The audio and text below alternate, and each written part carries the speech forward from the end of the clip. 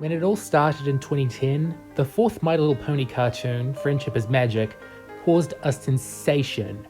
It was cute, funny, lovable, and had more respect for its audience than any other television series at the time. Before long, that audience grew to include all walks of life, from the brightest-eyed young girl to the toughest, gruffest men, especially the toughest, gruffest men. Truly, it was a show that captured the hearts of a wide range of people and could inspire them to always find the magic of friendship in their lives. I miss those days. I've made it no secret in any of my pony videos to date that I don't have as much praise for Friendship is Magic's later seasons as its earliest. I'll sing feel-good ballads for seasons 1 through 4, even 3 despite its shortcomings, but 5 to 9 felt more and more off-putting the more I watched them, and I need to put most of that experience into words. Before I go any further, let me say this. If you like the period I'm about to review of season 5, 6, 7 and the movie, or even prefer it to what came before, that's completely fine, and please don't let this video keep you up at night if you disagree with me. Being a brony is really hard, especially these days, and I know a mixed review like this won't make it easier for most of the community. What I have to say, I need to let out from the bottom of my heart, and sugarcoating it wouldn't be right. Honesty is the best policy after all. Without any further delay, here's our regularly scheduled history lesson. As I've been over, Friendship is Magic was created by Cartoon Network alumni Lauren Faust, and while she left near the end of season 2's production, the team of writers and animators she'd assembled kept the show going and within the vision she'd created. But this didn't last for very long. The hiatuses between seasons grew more and more each year, reaching nearly 11 months between 4 and 5. This can partially be attributed to the channel it aired on, the Hub Network, downsizing and rebranding as Discovery Family in late 2014. Despite this, production on the show didn't seem to slow, which, compounded by the more narrative-driven ideas the show was more willing to incorporate, meant that there was less of a connection between the studios and the viewers. How are you supposed to know what people are liking about your show if their reaction to your work comes 18 to 24 months after you've pitched it? This is most likely the reason the show's second major overseer, Megan McCarthy, left her post after season 5 to take on an executive role, and why many of the show's staple creative minds like M.A. Larson, Amy Keating-Rogers, Cindy Morrow, Dave Polsky, and Sabrina Albuquerque stepped down around the same time. I won't name as many people in the second wave of the team because I don't want to sound like I'm bashing them, but I will mention the person most associated with the production of seasons 6 through 9, Josh Haber. Technically he joined in season 4 and was best known for penning more comedic episodes, so I guess you can see where his priorities lay. From April 2015 to October 2017, Friendship is Magic, now on a spring to fall schedule instead of the other way around, continued on like nothing had changed, but they didn't stop the brony movement from shrinking in numbers across the mid-2010s. From my experience, the fandom has stayed organized, but it isn't as strong as it was when the show was new. It's pretty easy for any old bloke to poke a hole in it. And from the looks of it, the show's target audience, little girls, generally haven't shown any meaningful reaction to the show since then.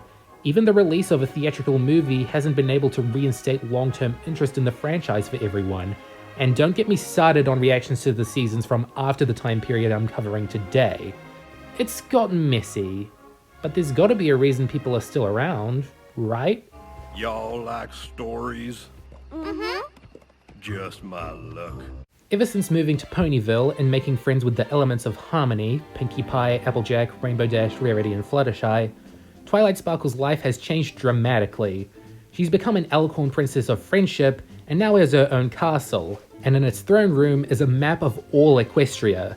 The Element's new goal is to solve friendship problems across the nation, but their first friendship problem gets off to a socialist start.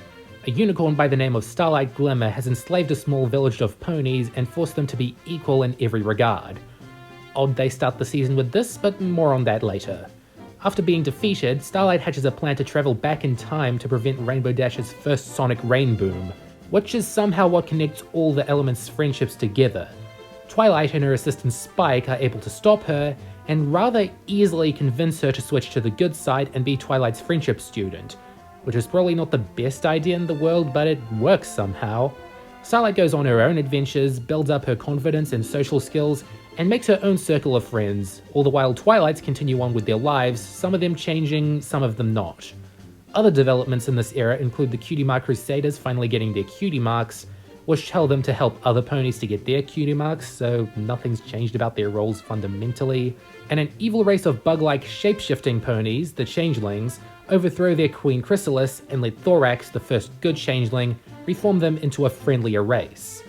This and Twilight's idol, Starswell the Bearded, and his gang of historical figures are brought back from limbo and will hang around from time to time now. These all seem like interesting developments. What's the catch? Simply put, there are too many of them, and the ongoing narrative, which as I've said was never a highlight for me personally, is now starting to get less cohesive in tone and message. I respect them for wanting to change things up, in particular to match the new staff's sensibilities and comfort zone, but all this and so much more happens in just 3 seasons. Instead of spitballing half a dozen ideas every year and giving the fanfiction community the task to fill in the blanks, I would have been fine with a few fleshed out arcs across this whole run, just saying. And with these plot developments come new characters, but first off, how are the old characters doing? Twilight now has a lot on her plate, keeping her friendships strong, tutoring a former villain, and sometimes showing up at princessy events. Her life's changed, but I don't think she herself has changed that much. She stayed about the same since season 2, a smart voice of reason with the occasional neurotic episode. Pinkie Pie, on the other hand, took a hit in my eyes. She could still be entertaining when the situation called for it, but in season 5 and 6 especially, she was a real screecher, rarely having her head any lower than the clouds. This was toned down in 7, but still, I was worried she'd permanently become a clown. What happened to Applejack? She was a pretty good everyman type, but in this era, she got a lot meaner and bossier, and was sometimes a right hypocrite. Something tells me Applejack was ill-equipped for the direction the rest of the show went in. Rainbow Dash continues to stay a fun-loving tomboy, but her being unable to go 1 episode without stroking her ego or uttering the word awesome was a distracting trend. I think the only one of the main 6 to improve in this period was Rarity. Her new business ventures were exciting to see unfold while they were important, and I think her drama queenie moments were more befitting of this era's writing habits. Fluttershy, this is gonna be a hot take. I don't like it when she's super assertive and gets nasty, but she tends to sometimes in these seasons. They crack jokes about how she needed to learn to not be shy again and again before this, and her not being shy, a part of her name, is a good thing. Of course it wouldn't be in real life, but she hasn't got anything to do now but babysit Discord and open an animal sanctuary. I know she likes animals, but that in particular came out of left field. I don't hate new Fluttershy, but old Fluttershy will always be a more empowering story. Now the question that's on everyone's mind. How's Spike doing? He's doing just fine. There are moments where they tried to give him this greater purpose, but those didn't last long. He's much better off as a plucky comic relief. The Cutie Mark Crusaders, Apple Bloom, Sweetie Belle and Scootaloo, get their cutie marks near the end of season 5, but their role on the show doesn't really adapt to the new priorities. I like how they're getting more mature though, even if that makes them more boring sometimes. Mum and Luna don't appear as often in 5 and 6, and when they do it's almost always to show how useless they are. That stinks, but Mum's given a better hand in season 7 at the very least. How are Shining Armor and Princess Cadance doing? We're having a baby! Who cares? We've already had baby characters with the baby cakes, and with their spurts of powerful magic and Flurry Heart's automatic power, it didn't seem like a smart or efficient addition. That's my complaint with her. The other character I think improved greatly in this period was Big Macintosh. In seasons 3 and 4, he was reduced to 1 gag, 2 words, and no personality. But here I think they hit upon some good moments of bonding between him and his family. I'm a little mixed on the girlfriend they settled on for him. He and Cheerilee were perfect together, but I get it, this is what they call problematic. What about the other guy character, Discord? He's still little to no fun. Even with his big redemption in Twilight's Kingdom, it still doesn't feel like he's taking anything to heart. And I have to say, his bouts of chaos got less spectacular the more he was tamed, so he doesn't even have that spark to him anymore. Other guys. Does Trixie count? I've never outright hated the great and powerful Trixie, but she's never been one of my favorites. So imagine my enthusiasm when she became a regular secondary character in season 6. In fairness, they fleshed her out enough to seem like a more friendly, bumbling wizard, but her arrogance is still a massive turnoff after all this time. And she's friends with the most important new character of this era, Starlight Glimmer.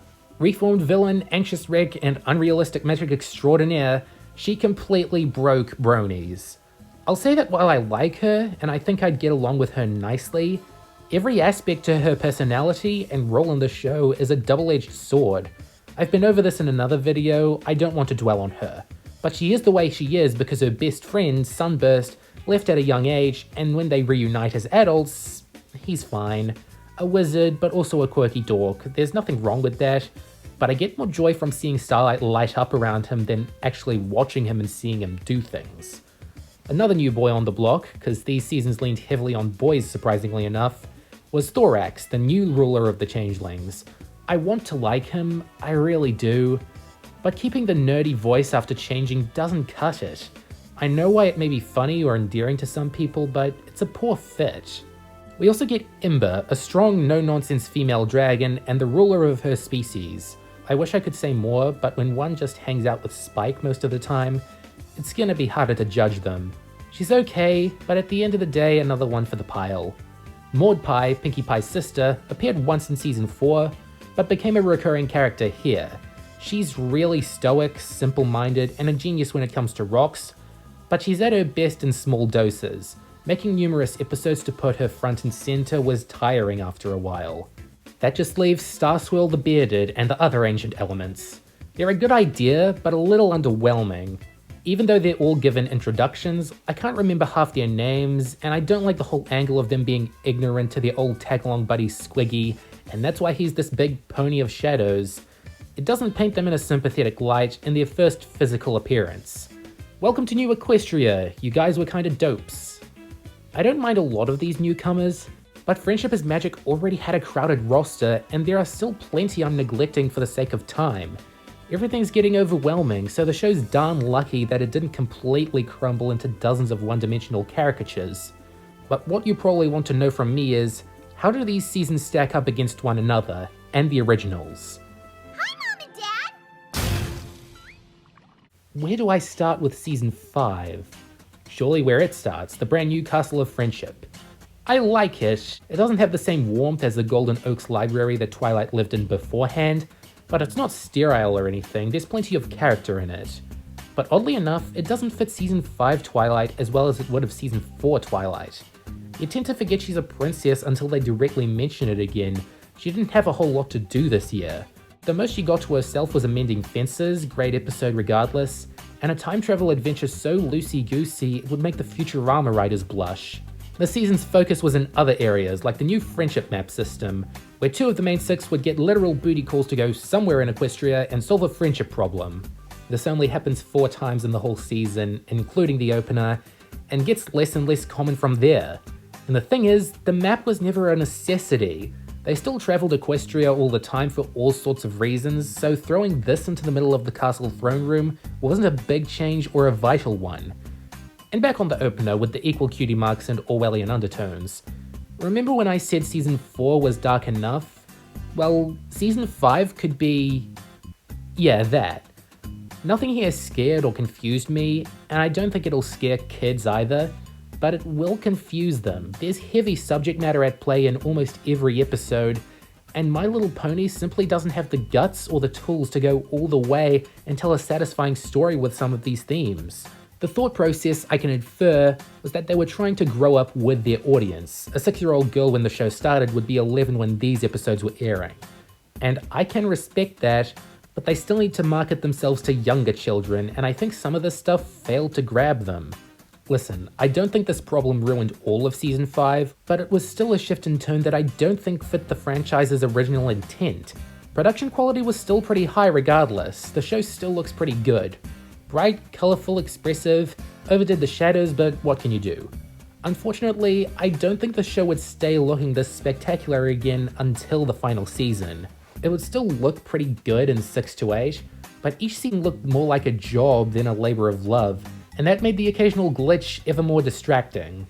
But back to season 5, what episodes stick out to me when I look back on it? The lost treasure of Griffonstone shows us how much wiser Pinky and Rainbow have gotten since they last met Gilda, giving her a real chance this time, and it builds lore for the Griffinlands in a well-planned but also entertaining way. On the topic of amending fences, Twilight goes back to Canterlot to see how her old friend Moondancer is doing, who's more or less a reflection of what Twilight would have turned into if she never left Canterlot either. It's a bit too serious to be one of my all-time favourites, but here they gave off some meaningful insight. Scaremaster is one of the better Fluttershy episodes from this time. She's scared of Nightmare Night, Pony Halloween, but her efforts to join in this go-around are wonderful and rewarding. And I'm fine with this one having some spooky imagery, it's a Halloween episode after all.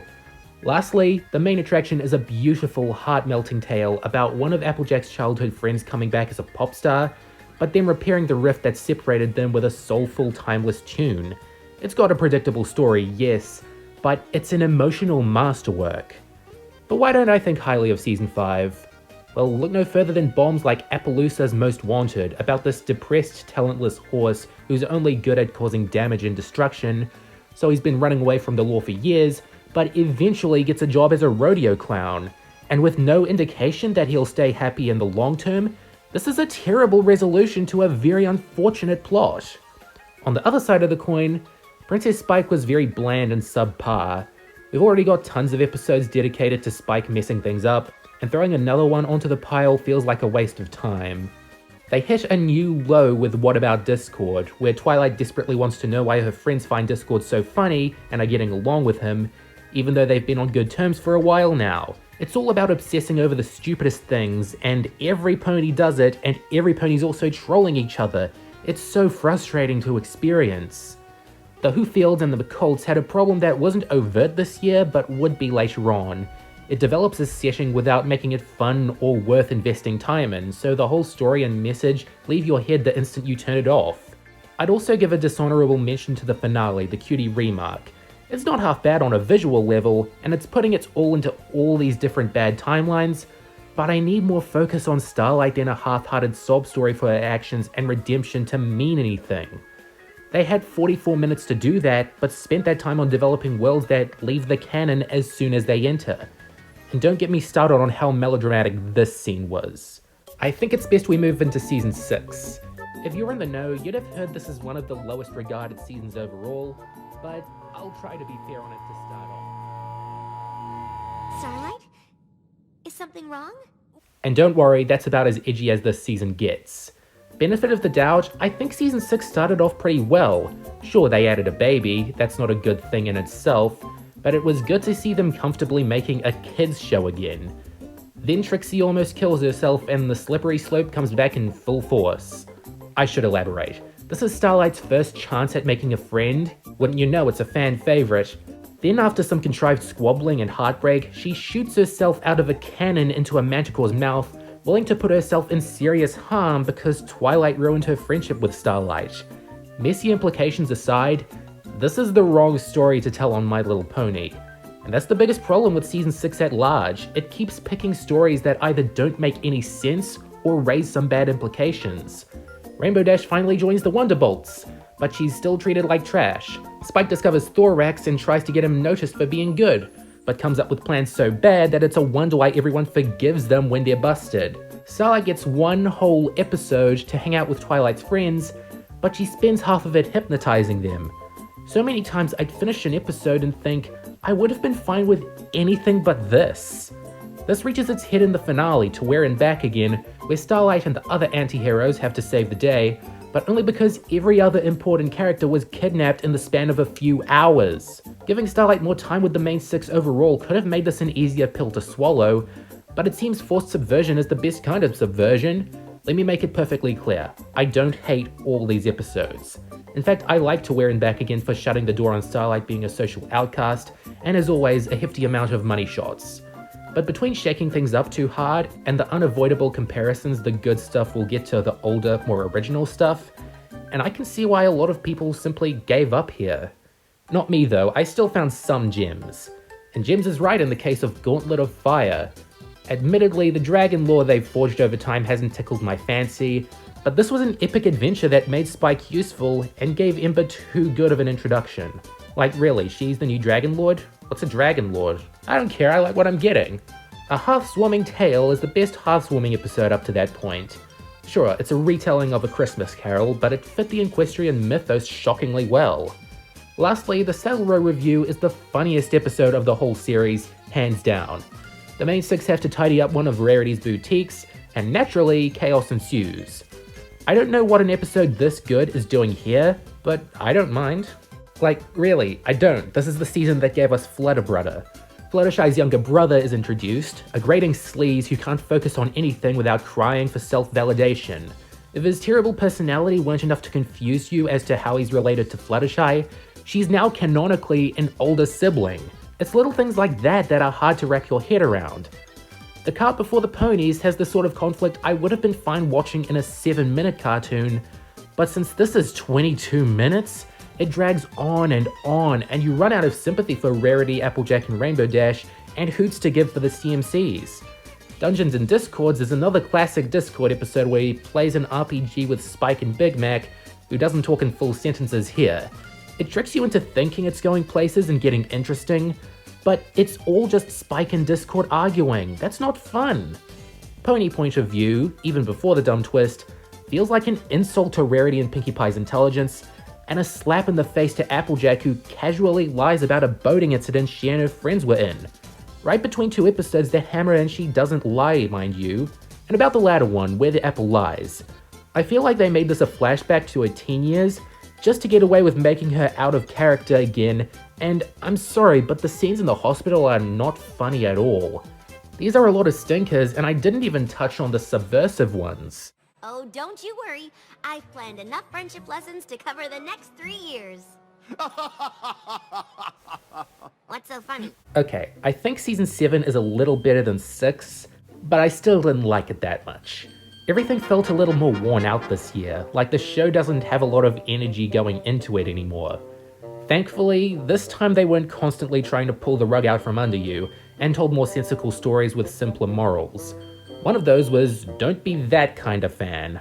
Between 6 and 7, there were no less than 3 episodes that can be interpreted as analogies of fandom culture.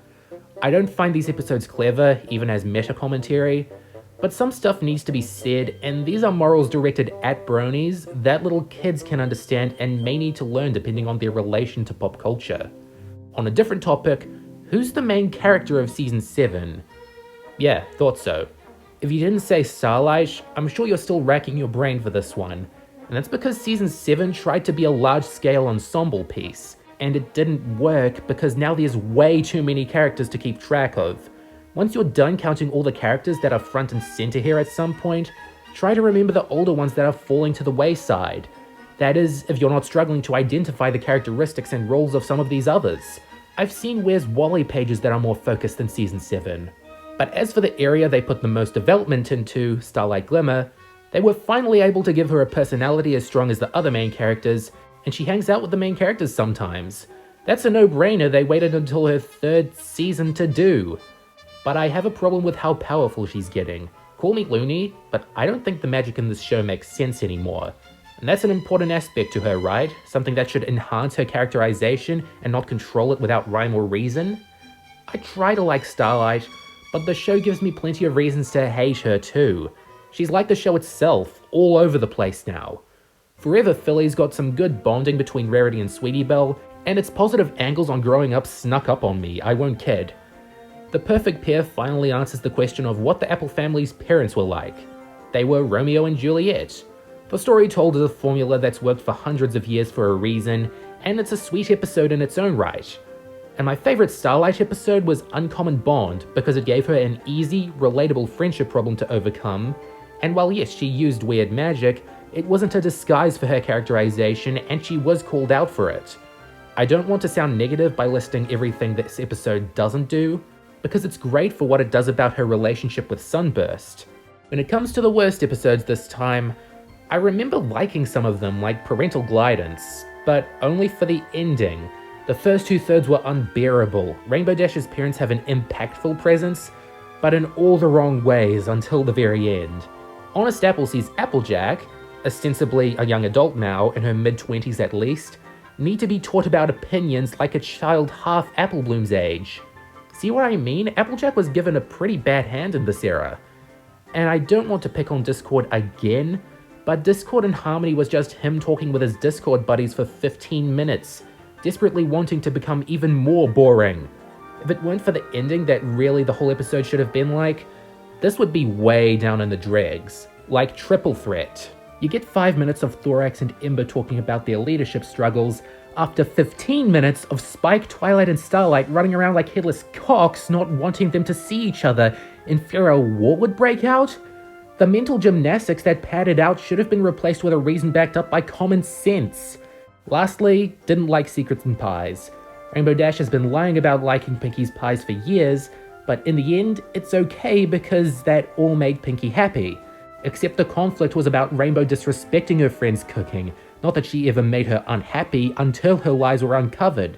Throw in some gross out and actual pie-in-the-face comedy, and look up Seasonal Rod in your nearest thesaurus, this might pop up. So I don't end this review on a negative note, I thought I'd give a spiel on 2017's My Little Pony the movie. Before the first ever Festival of Friendship can get underway, Canterlot is invaded by new creatures never seen before, and nearly all the princesses are captured for their magic.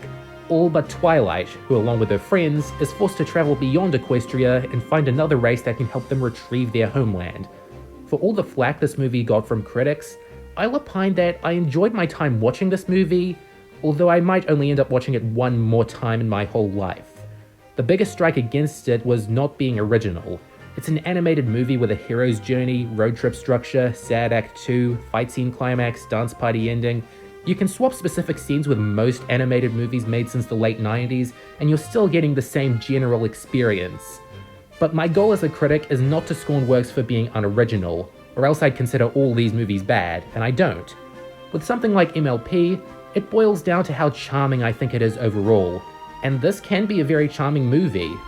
The writing makes sense and has plenty of whimsy to it. Megan McCarthy co-wrote it, so it feels like a leftover season 3 or 4 episode at times, which isn't a minus at all. The new characters, dear god, there's more of them, are more fun than not. Tempest Shadow was a cool villain, Kappa was a really neat cool cat, Captain Kalina was alright, and Princess Skystar and Queen Novo had plenty of charisma to go around.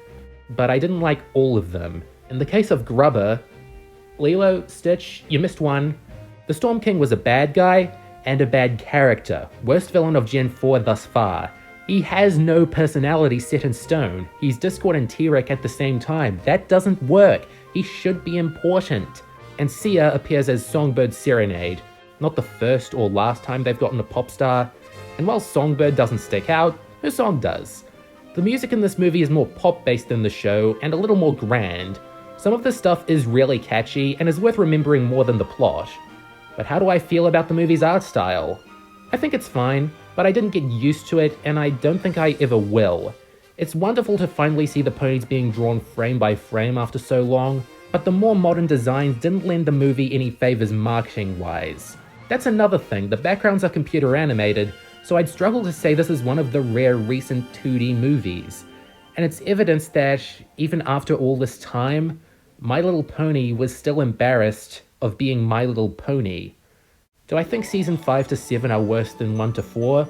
No doubt. Would I say they're bad or that they shouldn't have been made? Not at all. 5 was okay, and 6 and 7 are mixed bags. They all have good episodes if you know where to look. The magic was changing, and in a way that alienated me and thousands of other fans. When Friendship is Magic started, it was accessible to virtually everyone. But by season 7, it feels like they only wanted to make the show for the most dedicated fans, which is why the roster inflated and the writing became more targeted to specific demographics and personalities. But the show didn't need to appeal to me or the average brony to be good. Party of One is a good children's cartoon episode that appeals to everyone. Secrets and Pies isn't, see what I mean? If you like this new direction, new staff, and new goal for the series, again, good for you. Heck, it can suck me in sometimes, and I don't think they ever totally forgot who they were selling My Little Pony toys to.